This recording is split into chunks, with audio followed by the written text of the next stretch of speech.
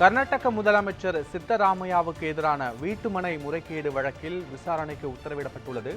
இது தொடர்பான முழுமையான விவரங்களோடு எமது செய்தியாளர் திருலோகச்சந்தர் இணைகிறார். வணக்கம் திருலோகச்சந்தர், இந்த வழக்கின் முழுமையான விவரங்களை பதிவு பண்ணுங்க. பத்மநாபன் முடா வழக்கில் கர்நாடக முதல்வர் சித்தராமையாவுக்கு எதிராக விசாரணை நடத்த பெங்களூர் சிறப்பு நீதிமன்றம் உத்தரவு பிறப்பித்துள்ளது.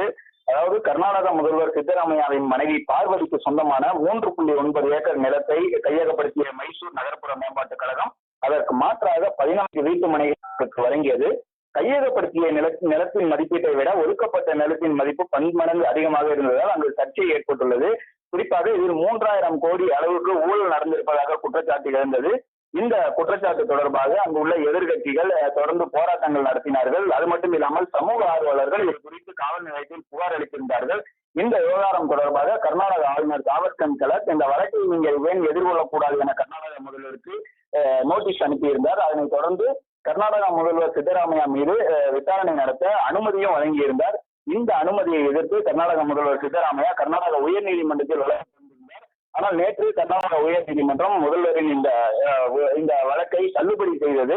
இந்த நிலையில் இன்று மக்கள் பிரதிநிதிகளுக்கான நீதிமன்றத்திலிருந்து ஒரு புதிய உத்தரவானது பிறப்பிக்கப்பட்டுள்ளது.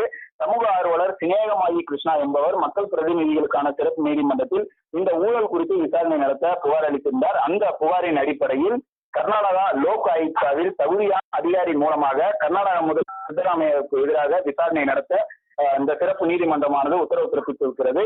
குறிப்பாக கர்நாடகா லோக் ஆயுக்தாவின் மைசூர் மாவட்ட போலீசார் இந்த ஊழல் குறித்து விசாரணை நடத்தி 3 மாதங்களில் நீதிமன்றத்தில் அறிக்கை சமர்ப்பிக்க வேண்டும் எனவும் உத்தரவு பிறப்பிக்கப்பட்டுள்ளது. பத்மநாபன், விவரங்களுக்கு நன்றி திருலோகச்சந்தர்.